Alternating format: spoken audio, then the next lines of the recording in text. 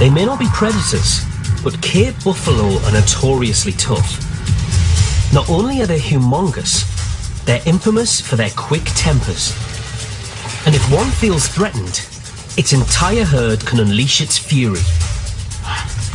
Early one morning, we were following a herd of buffalo. There was about 350 buffalo in the herd.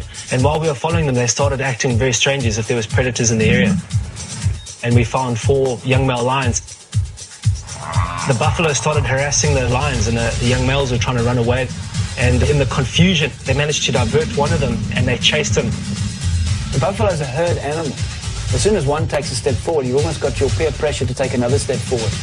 So once a few of them start to make an attack in terms of defending themselves and their youngsters, the buffalo will continue to put the pressure on the lion, and the lion really needs to make a quick escape. He ran into a tree that had a nice fork in it, and he held himself up in the fork of the tree. His paw, he was starting to shake, and he was looking for a place to jump down. But as he jumped down, he landed right in the middle of the buffalo. They started beating him, they started thrashing him in the air, and as he got on the ground, they were just pushing their horns into him. The lion had been hit numerous times by these buffalo. He was actually lying flat on the ground. I thought he was dead, and then he kind of looked with one eye open, and at the same time, a buffalo came from behind and hit him on the backside, and with the momentum, it lifted him up. He ran away. The buffalo ran right after him, and we were then tailing both of them, and we managed to see him escape, which was absolutely incredible. In the wild, some feuds are so deep-rooted, they bring out the worst in animals. Lions and hyenas often compete for the same food, and therefore have a long-standing hatred of each other. Well, I was guiding in a private game reserve in the Sabi Sands, and it was on a night drive. I was following some lions, and they started hunting. We saw eyes up ahead. We heard the lions start running in, and then we heard this huge commotion going on. So we drove up to the scene. It was actually a horrendous sight that we arrived to. This lioness had caught a hyena and was in the process of strangling it and mauling it. Lions and hyenas are sort of mortal enemies, and it's really because they're so similar in body size. They like eating similar sized prey, and therefore the competition between them is so much more intense.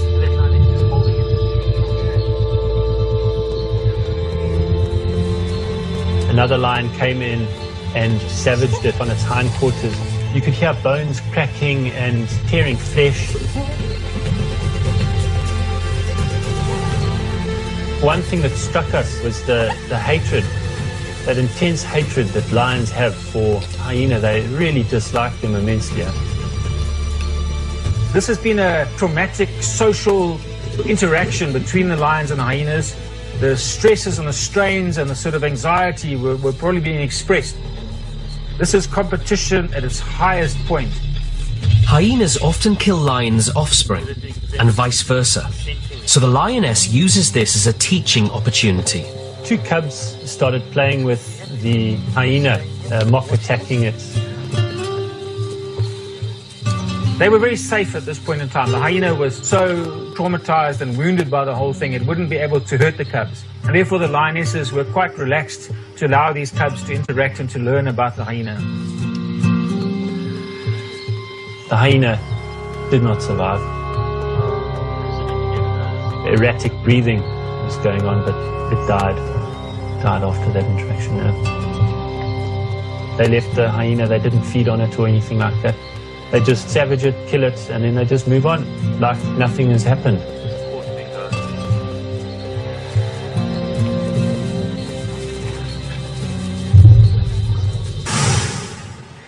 Many of Africa's fiercest predators target the waterbuck, a large antelope. This peaceful creature does have ways of defending itself, even if they're not always successful. We got a call for Geographic, water bugs inside the water, and then so we rushed from there, and then we saw water bugs hiding in the water. The line is just waiting at the edge of the dam. The line is very, very deep. The waterbuck seems to think it's safe. The young water buck starts standing. The water buck standing there. This lion sea water is not deep, so the female lion runs straight to the water. Lions usually enter water as a last resort. But they're good swimmers, able to cross rivers and large bodies of water. Then bring outside the water, doesn't pull out the water.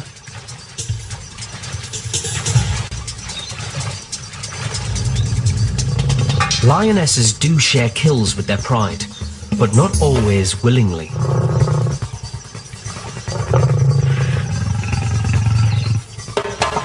All the female lions just run in the water and start fighting. Ultimately, she's outnumbered, and the meal becomes a family affair. Lionesses band together in prides to protect themselves. But male lions know there's strength in numbers too.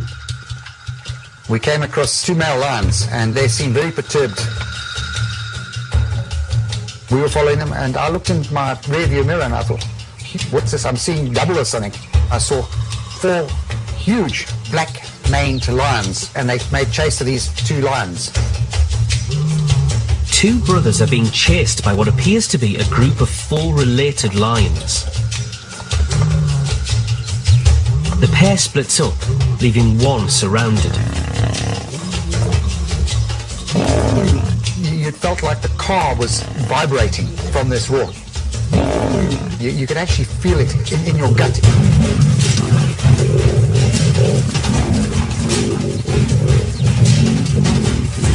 It sounded like they were trying to get a message to these 2 blokes. Get out of here. It is so intense, it is actually frightening.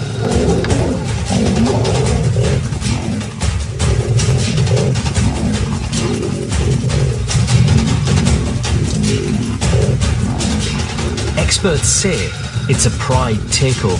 It's 2 old males coming to the end of their range and 4 young males who are quite a tightly bonded coalition of either brothers or cousins saying, hey, it's time for us to take on the new territory, and if you don't want to get out of here, we might just kill you.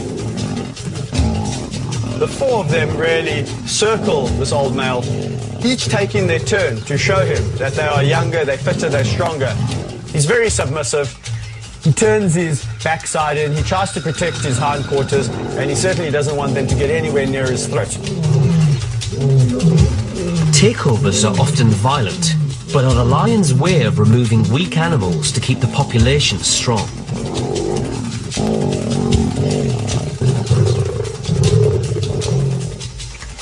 When it was finished, I put the camera down and we just sat there, took a deep breath to realize we were in nature. Small but bold, the honey badger is a peculiar creature.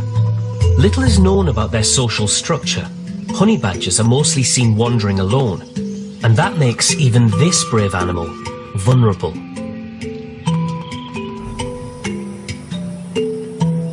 We came across 5 young lions playing and climbing trees and falling off trees, and it was like a comedy act. And we were really enjoying ourselves. And then the lights started going and the lions wandered off. Suddenly, things take a violent turn. They caught a honey badger and were trying to kill it. There wasn't anything we could do about it because you've got to leave nature to take its course. And the honey badger fought and fought and fought and fought. And the noise from this honey badger was unbelievable. One was in the front and the other one was at the back, and they were tugging it. To defend itself, the badger emits a putrid odour. The smell was unbelievable. It just wouldn't die. Most of the young lions get bored and leave, but one stays behind.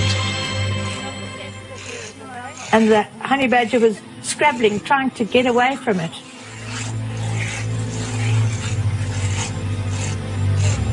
I think it fought as hard as it could, and I reckon it took about 25 minutes to die. The lions just walked off and didn't even bother to eat it. That had been killed for nothing. But I guess it's an episode that you're never going to see again, and it was an experience. The tallest animal on Earth. Giraffes are drifters without a strong social structure.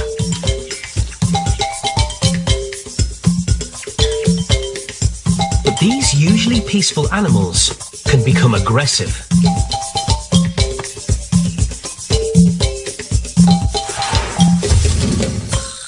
These two bulls are locked in a battle for dominance. They are using a form of fighting unsurprisingly known as necking.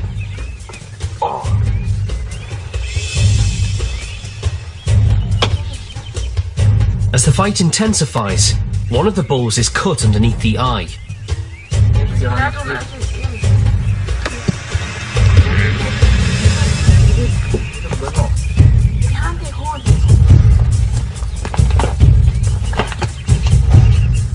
The males use their heavy skulls as clubs.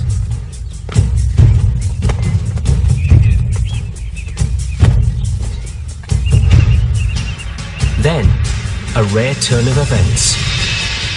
Where's the lucky female?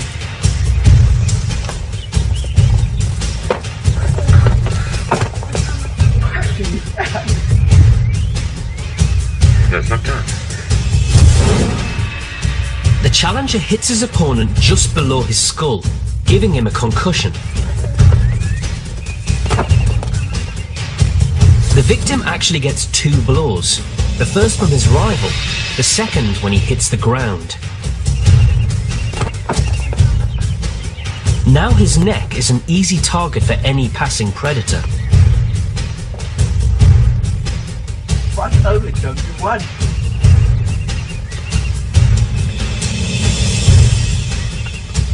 Jij comes down, jij comes down. Jij comes. Oh, now I will get you back just now. Just let me catch up with you. Luckily, the bull is able to walk away, defeated, but alive.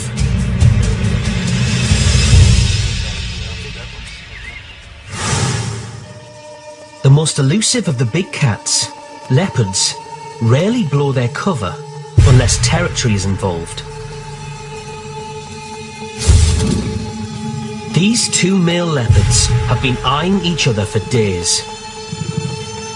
The younger one, in the front, wants to take over the older one's territory.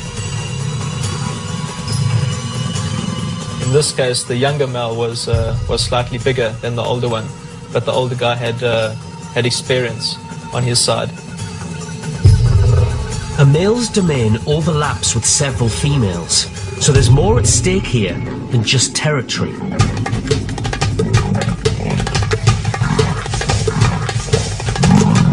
It sounded like taking bubble wrap and popping it from the nails going through each other's skin.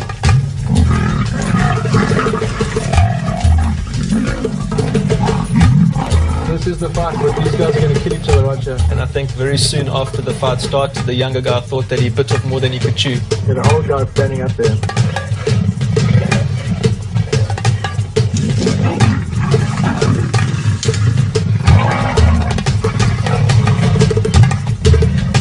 The animals become so exhausted, they rest side by side, but neither will give up.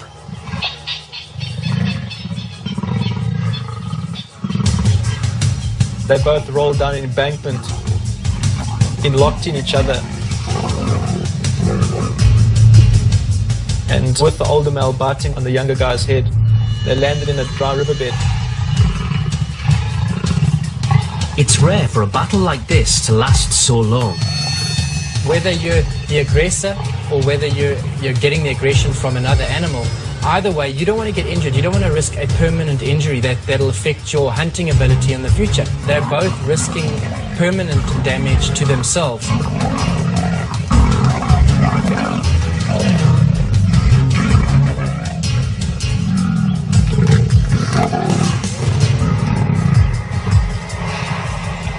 After 30 minutes, the older male gets the younger leopard's skull in a vice-like bite.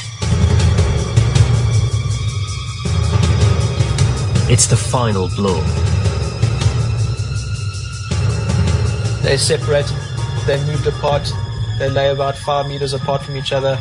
The older guy got up again, walked around to the front of him and lay down, showing how big he was, still growling.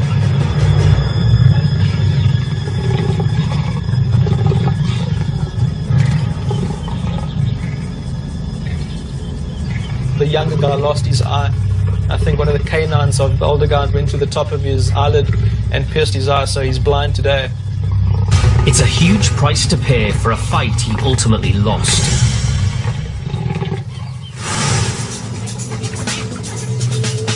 Nile crocodiles are ferocious under the best of circumstances.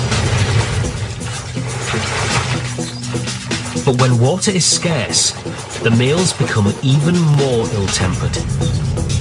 One of the most fantastic things I came across was in the Levubu River in Kruger National Park. I heard this strange noise, like water clashing and everything like that, and I went down to the river, and there I saw the fight of the tigers.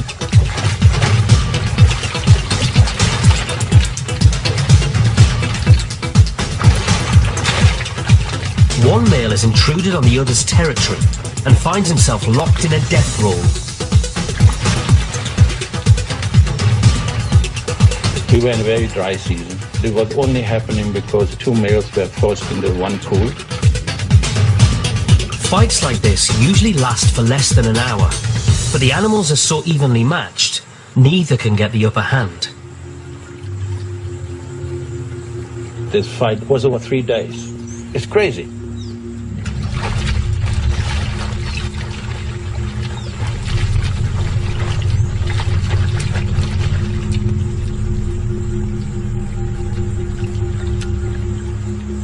And in the end, one crocodile was eaten up by the others. It's a poor luck of a wildlife filmmaker. When two males come together, it's incredible. Rhinos use their huge horns to fend off predators.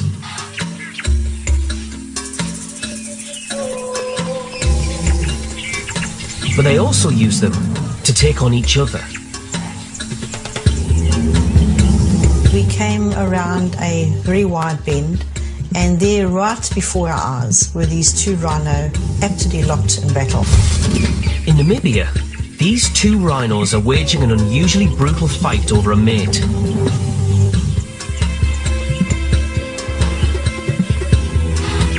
This species of rhino, the southern white rhino, has two horns. The larger horn can grow to 1.5 meters long.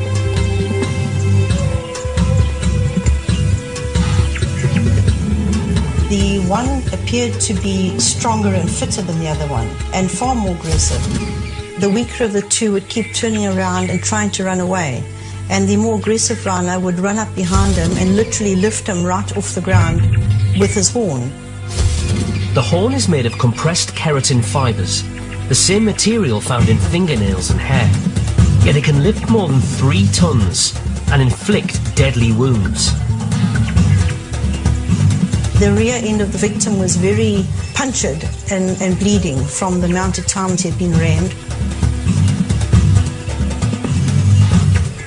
These fights usually end when one of the rhinos retreats. But in this case, the more aggressive rhino won't allow the weaker one to quit. It may end up being a fight to the death. African wild dogs live in packs, where there's rarely any infighting. But that's not the case between different packs of dogs. We found 7 wild dogs, and suddenly there was a lot of noise around us. We heard it all over. Wild dogs running around through the high grass. We had no idea what happened. And suddenly we realized it was not the 7 dogs anymore, it was at least 14 running around everywhere. The dogs are from rival packs and in the midst of a turf war. They caught hold of that one dog and they were pulling at him, they were growling. While some attackers lunge for the victim's throat, others bite him from behind. The skin on the back, especially the legs, they had ripped it off. It was bloody. I really thought he was finished. The lady in back, she said, "Oh, is he still all right? Is he still all right?" Most think he's already dead. But they're wrong.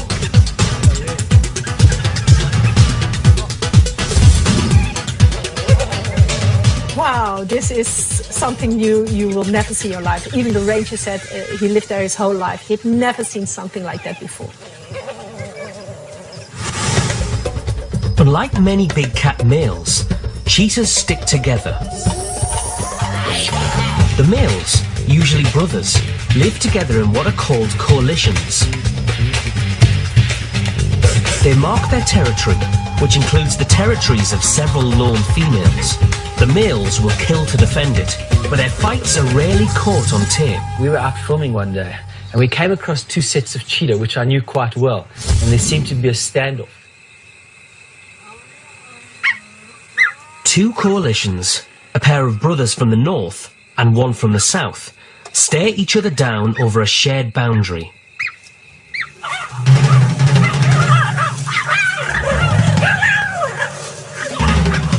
The sides are evenly matched, making the fight even more intense.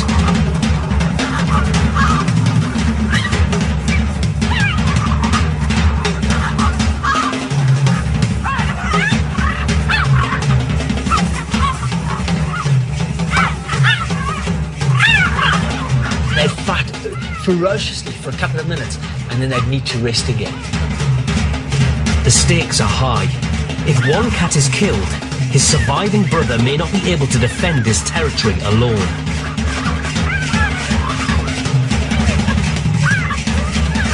As exhaustion sets in, the fighting becomes more chaotic. They just didn't know who they were anymore. And the fight just got so ferocious that one cheetah actually turned and started attacking its brother without even knowing.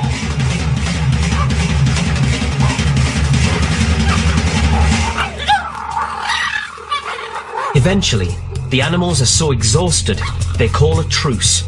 All four are badly injured, but survive. I spent the last 20 years working in the wilds of Africa, and this is the very, very first time I've ever seen cheetah fighting like this.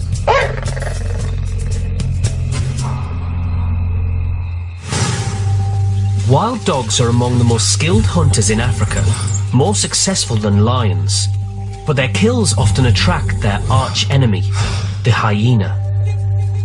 I was at Rondolozi Game Reserve. I was following adult wild dogs. Eventually they caught a young impala. One hyena arrives and thinks he can dominate these four wild dogs. So he charges right into the middle of the dogs.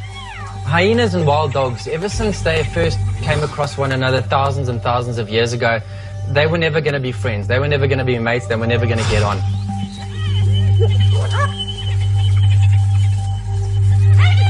A hyena weighs 3 times as much as a wild dog.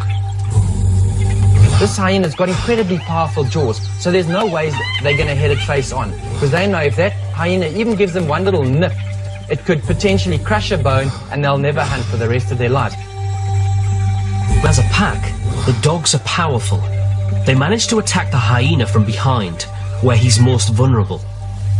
He started squealing, yowling. Eventually he ran off with his tail between his legs. So in that case, the dogs had successfully defended.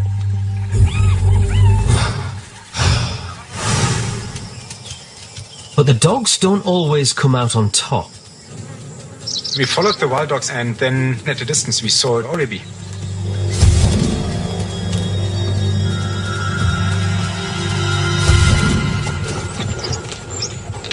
By the time we had the vehicle stopped and the camera up, this little antelope was already torn into pieces. We saw these two hyenas coming in. One of the hyenas took one of the pieces, and the wild dog saw that.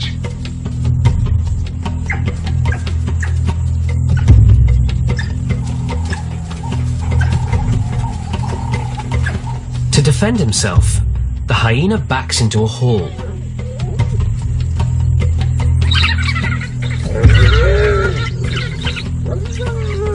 The hyena obviously knew that its most vulnerable side is the back end, is the blunt end, and the sharp end in the front is the one that needs to do the job.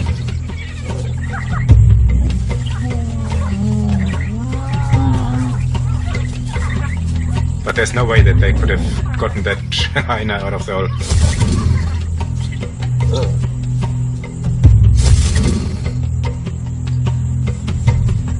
Ultimately, the hyena is saved by his quick thinking.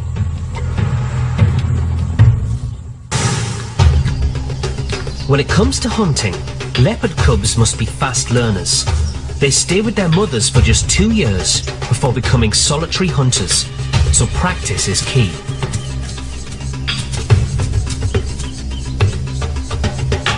We'd been out for about 45 minutes or an hour when we saw the leopard for the first time. The rangers said to us that the leopard was about 19 months old. That particular morning we didn't see the mother. It was playing, it was climbing trees and running around and having a great time. Initially, when the leopard jumped onto the branch, we didn't know there was a nest of oxpeckers there, and neither did the leopard. The leopard suddenly seemed to hear something. We saw it moving towards the end of the branch, and we didn't know what the leopard was trying to do. But obviously what it was trying to do was to get into the nest.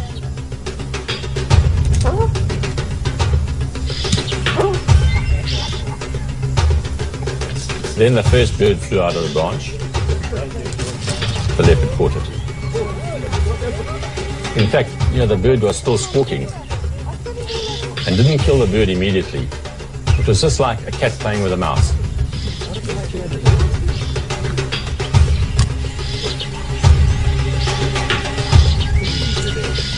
Eventually, the leopard eats the bird. After that, it then went back to the end of the branch, virtually repeated the process again, and caught a second bird. It's a small snack, but a useful exercise for the future. It really looked like it was just learning how to hunt, finding its feet, and enjoying itself, quite frankly. Monitor lizards seem slow and clumsy, but the reptiles can climb, dig, and even wrestle. We saw these two monitors standing in the road. It sort of reminded me of a miniature Jurassic Park scene. They were interlocked and tumbling sort of head over tail, almost doing cartwheels right next to the vehicle. We obviously thought it's two males doing some kind of combat behavior. The lizards are going head-to-head over a female. The normally solitary males will spend the next few months fighting, then making passes at the opposite sex.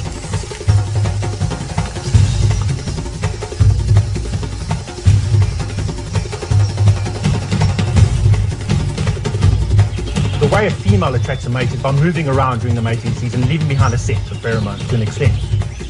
Obviously, you can have 1 or 2 or 3 males that will link up on the same scent trail, and when they get closer to the female, they come into contact with each other, they'll start this combat. For the female, this is a win-win situation.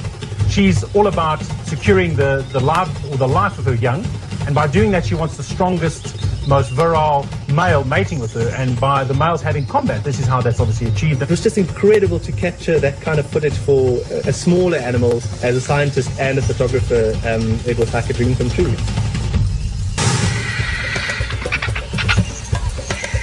Vultures are known for feeding on the carcasses of other animals, but are rarely hunted themselves. Nature is full of opportunistic eaters, including the small but cunning jackal.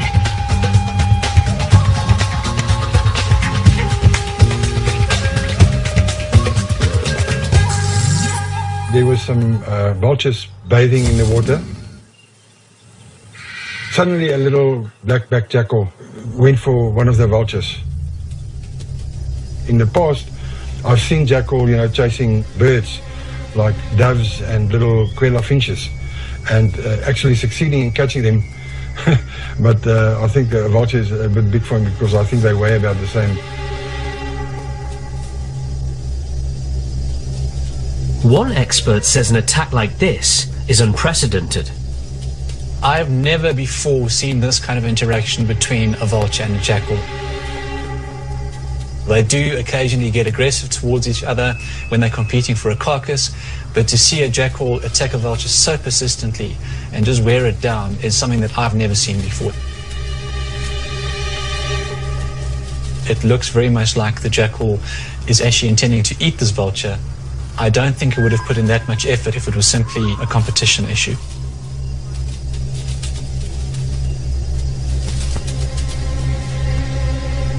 The vulture puts up a good defense, spreading its wings to appear larger and using its powerful beak to stab at the jackal. But the bird's bulk prevents him from flying off and makes him ungainly on the ground.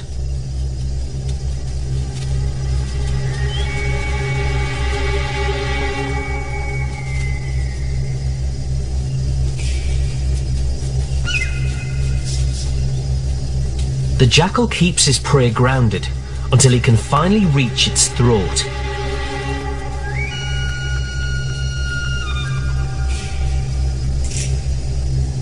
An odd turn of events for two long-time competitors.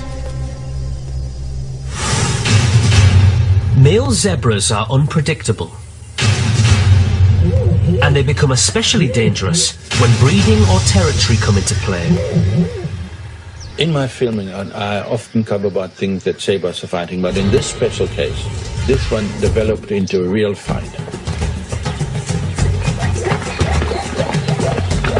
Each zebra stallion leads a harem of females. When one goes into heat, stallions fight for her, since a female will remain with her mates for life.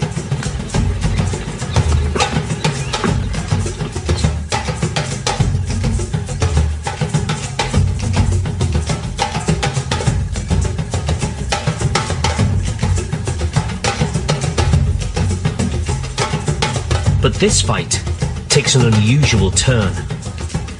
When the fight went on for about 10-15 minutes, a third zebra stallion came in and stopped the fight.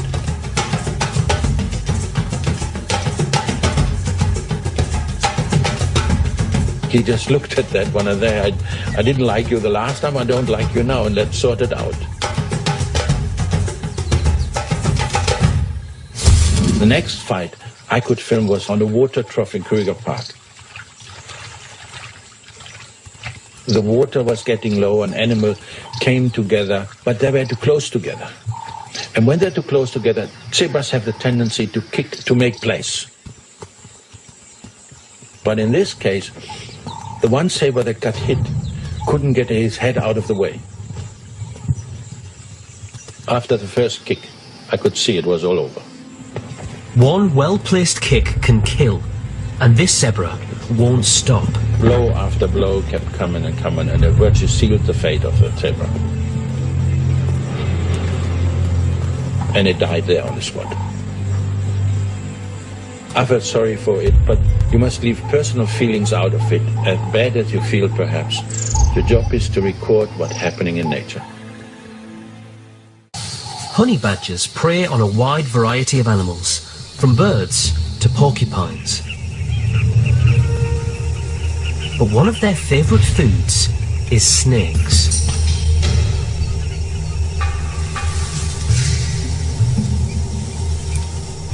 I was working in a reserve in the Lowveld in the Sabi Sands area. I heard over the radio that there was a honey badger attacking a python. I arrived at the sighting and I could see the honey badger running around in the grass. And then I eventually saw the snake. It was quite camouflaged in the long grass, and the size of it was immense. The python is 4 times larger than the honey badger, who, amazingly, isn't deterred.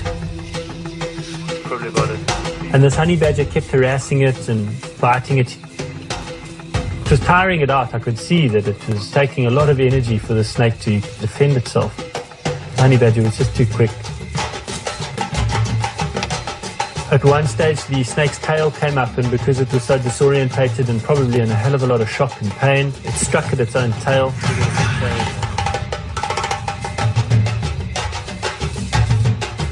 snakes don't have particularly good vision. Obviously just saw that tail move past in its line of sight, and it just bit. Tried to climb up a small tree, but it was so weak it couldn't get away. Eventually, after about 10 or 15 minutes of watching this, the honey badger started to bite the snake quite savagely. The honey badger was just disemboweling the poor creature, bit it in the torso area and started pulling out intestines and things like that.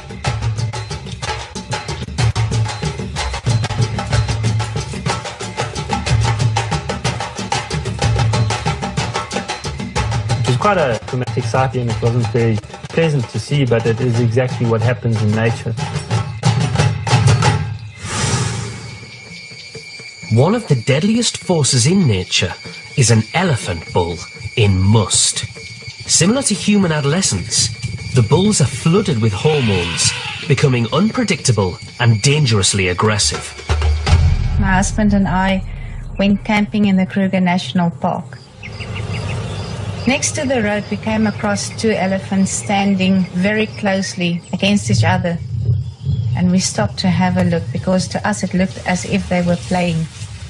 The playing, unfortunately, very soon turned into a vicious fight.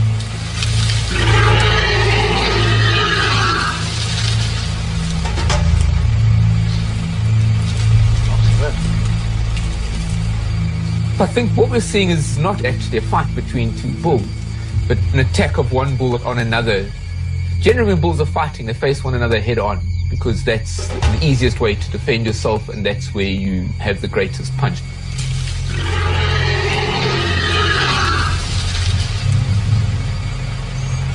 It looked as if it was picking up the elephant on the ground with the tusks.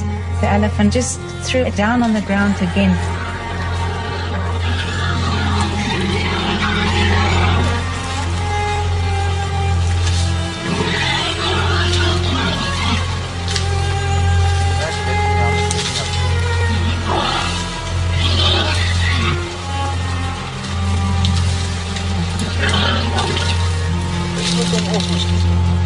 But the older bull, who appears to be ill, doesn't fight back. When a bull comes into must, his testosterone levels increase substantially, typically 3 times the normal benchmark. And so he just becomes this raging male hormone, which clearly has some impact on his behavior and his mood.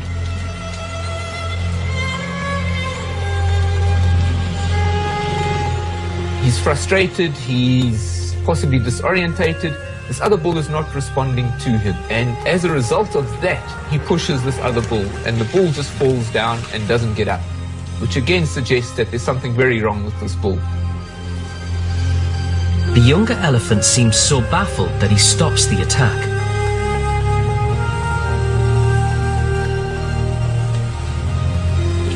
He starts walking around the other bull. At one point, he actually lays his trunk over this bull.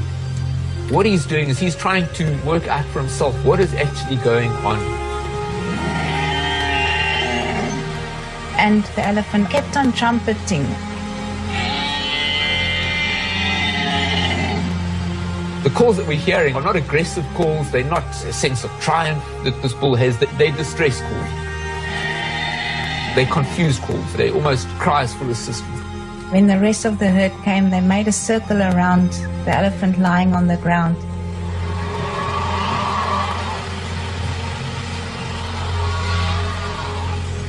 The response that a herd shows to the loss or the death of another elephant depends on the relationship that that elephant had with the herd.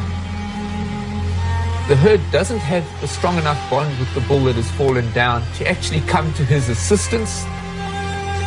For onlookers, this was a difficult sight to witness. It was a very, very vicious thing to see, because people think about elephants as these big animals, can't do anything wrong. So this opened my eyes, and I really don't want to see something like this again.